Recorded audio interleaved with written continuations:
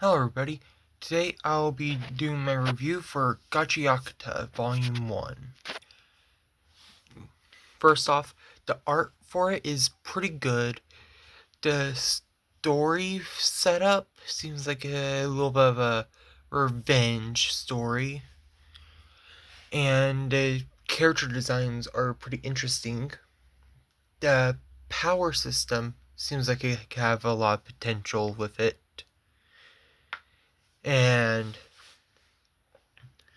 the unique weapons in it could be interesting. The kind of energy system or power system for the series is, I believe it's pronounced anime, but it swapped the E for an A at the end. Or it might be anima.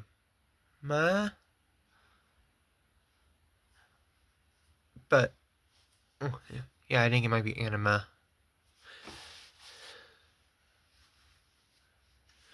And there's two aspects to it so far that were revealed in the first volume. One, there's creatures called trash beasts that are kind of clumps or heaps of trash that merged together and came alive. And then there's objects that are imbued with it that kind of take on their own soul. And certain people can be able to use them that are that have a kind of really strong attachment to the item. They've taken good care of it and stuff. Are able to call upon that same power to turn the item into a weapon. And those are the only these weapons are called vital instruments. And you can only defeat trash beasts with vital instruments. And the story is focused on a character named, what was the name? Ridu, I think is how it's pronounced. Or Redo. He was framed for a crime he didn't commit and sentenced to something called the pit, which is basically where everybody dumps their trash, or people sentenced for a serious crime get sent to there as a kind of execution. He somehow survived the fall because the kind of city where he was from is above the clouds. And seems like from the little information I was given in the first volume, it's a kind of moving city. Like it might be on top of a big creature, maybe a big trash beast. But he was sentenced for a crime he didn't commit, which was murder. Of a character named Rigetto, which was kind of his father figure because his actual father was sentenced for murder and was sentenced to the pit, or was convicted of murder and sentenced to the pit. And kind of just like how the main character is at the moment. Now, there's a chance the father could have been framed too, but whether if that's the case, who knows? Maybe it'll get revealed eventually in the series. But this masked man shows up and ends up killing Rigetto, and he seems kind of seems like he's the one, or at least it seems like he's the one behind his murder. And Ryu shows up and he sees the body. He's still barely alive, but he passes shortly after. And as soon as that happens, the kind of guards or the police of the city show up and capture Ryu because they believe he's the one who did it, even though he was elsewhere. And the only person that could be there, that could be his alibi, no longer trusts him because she didn't believe that he did it. Her name is Chiwa, I think is how it's pronounced. It was a case of, it seems like they were childhood friends and they both kind of had a crush on each other. When he got murdered or attacked, when Rigeto got attacked and stuff, he was out with her and he gave her a stuffed animal. And he ran straight back home because he got excited and stuff, but that's when he found the body. I have a theory of who the masked man was, who seems like is the one that committed the crime, or the one that killed Rigeto. I think there's a chance it could be Ryu's father. And no, but that's just a little hunch I have as a theory. And after the main character was sentenced to the pit, he falls, and as he's falling, there is a big open sky panel layout that seems like it was pretty well. It's pretty well drawn. I might be able to get I'll show a small part of it.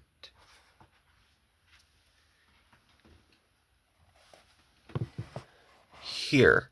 As you can see off in the distance there, seems like there's a big kind of creature, maybe a big giant trash beast. But who knows?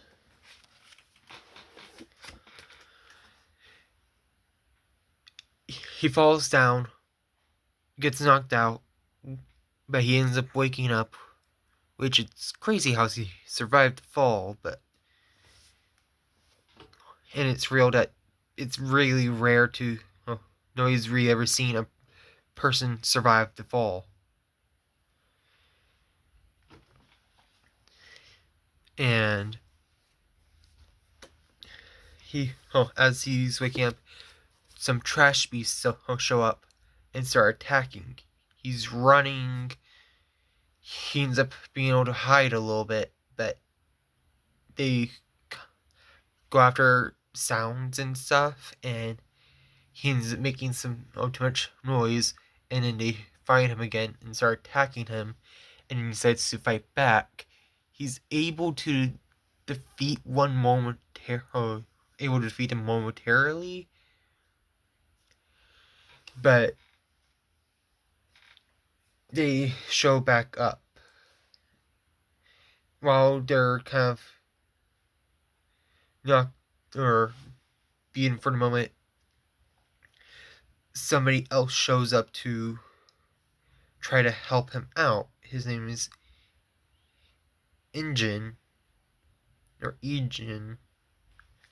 and his vital instrument is a umbrella with a spear tip at the top of the umbrella with some kind of blades on the sides of it. Which is not too often you see a weaponized umbrella in a series. And he ends up putting a gas mask on Ryu, which the air in that area is toxic and stuff because of all the trash.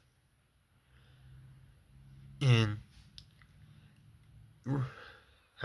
Injin is trying to explain a little bit of what's going on, or he's trying to tell Ritu to be quiet, but the main character, Ritu, is asking all the questions of what's going on, where is he, what are those creatures, and who he is, and how to get back up to where he was.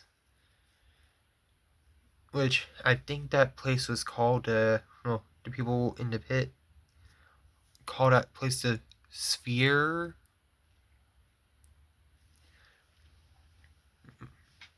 Might be mispronouncing it. But he ends up being too loud. The trash beast end up finding him again. And the Engine ends up taking him on and ends up defeating them, showing off that they can only be defeated by certain kind of weapons. And only then the main character kind of collapses and passes out from his injuries and stuff a little bit. And when he wakes up, he's chained up, being dragged along by Engine because he didn't want to carry him. He ends up Ritu ends up trying to get unchained and and freed up. Keeps asking about how to get back up to where he was, which Jin doesn't tell him, which it's revealed later he does actually know how, but he does imply there might be a way during their conversations. And Ritu asks what he did to defeat those monsters and stuff, and he says he'll tell him or he'll train him, but he ends up walking up to a group of people and tossing Ritu to them, and then he kind of disappears, and then the people that were there see Ritu walk up to him and ask what's going on, and realize that he was from the sphere, and untie him from those chains just to kind of chain him down in a truck, because they plan to sell him off, because supposedly people from the sphere are rare to come by, and everybody down there hates them and stuff. And so they just limbs or stuff from a person from the sphere sell for quite a bit, and so a whole living person from there is extremely rare, where nobody has seen that happen. And they plan to use the money from selling him to basically to live off of that for the rest of their lives. And they realize that Ritu is skinny and stuff, so they try to feed him, but they're feeding him garbage as a little punishment or as a joke. And during the process, Ritu bites the skin off of the person's fingers and is able to break himself free. And as he is breaking free, he ends up somehow turning the chains into a vital instrument and uses them to attack. And then they realize what's going on, and they're shocked to see that he's able to even have the powers of to be able to use a vital instrument, considering he was from the sphere. And when they're finally able to break the chains that he's using, he grabs a tire and starts using that as a vital instrument, which it's then kind of revealed that it's or at least hinted at, it's the gloves that are his vital instrument that allows him to turn the things he's holding or is touching into vital instruments. Which that part is confirmed a little later in the volume. And before he finishes or eliminates them all off, Ijin comes back and stops him after seeing that he does have the potential to use vital instruments. And then he takes him to a doctor to get healed up. And during the process, he asks Ijin asks Ritu if he'll join a group called the Cleaners, which it's a group that are able to use vital instruments to defeat trash beasts. At least that's what I got from the first volume. And as they're talking and stuff, that's when Ijin explains the concept of anime or anima, and how it's basically a force that or a thing that is imbued into stuff over time, like a Ofter's pin that he uses a lot, or a stuffed animal that is well taken care of, get imbued with that kind of essence of it. And as it's drawn out, it will slowly build up into the stuff around it and create kind of trash beasts. While then there's some people that have the ability to use individual objects that have that kind of essence built into them. Yeah. And turn those objects into vital weapons. Or not vital weapons, vital instruments. And he also tells Rudo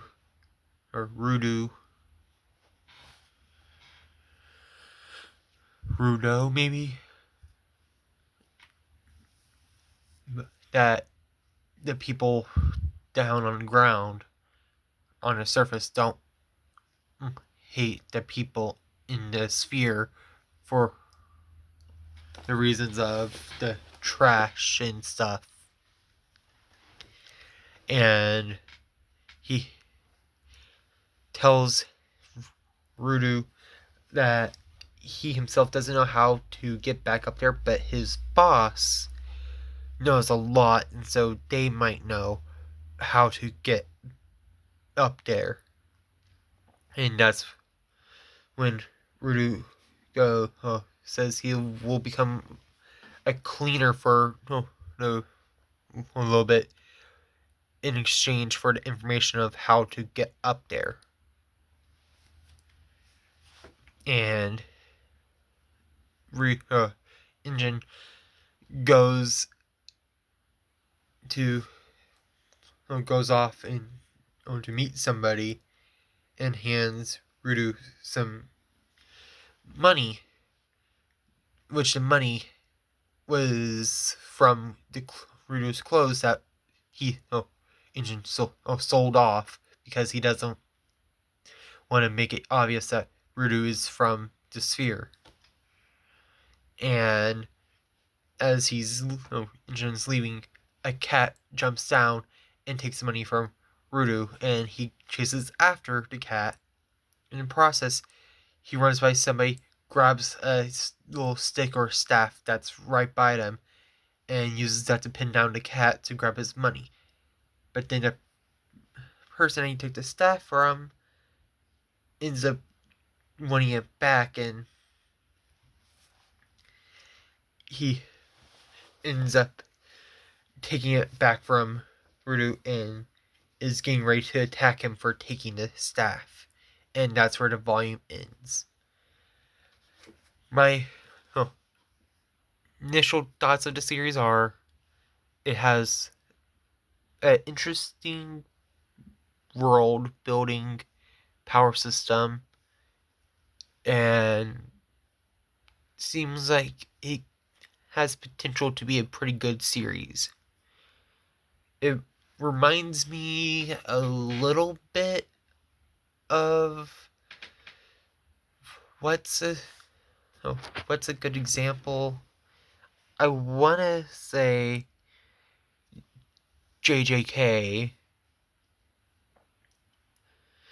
with suddenly cursed energy, how certain objects will be imbued with it that people can use, or if there's enough kind of cursed energy piled up in an area, it could turn into a cursed spirit. That kind of stuff. But it also seems like maybe it could be something along the lines of I'm trying to think of series that use special weapons. There might be some other series like this. It's just at the moment off the top of my head, I can't think of any. So I can't give a good comparison. But I would definitely say if you like something like JJK, this might be a series you would like. And maybe even if you like, I don't know, JoJo's, just because of the the weird powers of the stuff. But it feels more like if you're a fan of JJK, you'd be a fan of this. But that's going to be it for the review of Volume 1 of GACHIAKUTA. I plan on doing the review for the second volume probably next month, towards the end of that. Make it a once a month kind of series. And the next video will be other Vagabond review. It will be going over volume 7 of Vagabond. But that's it for this video. See you all next time.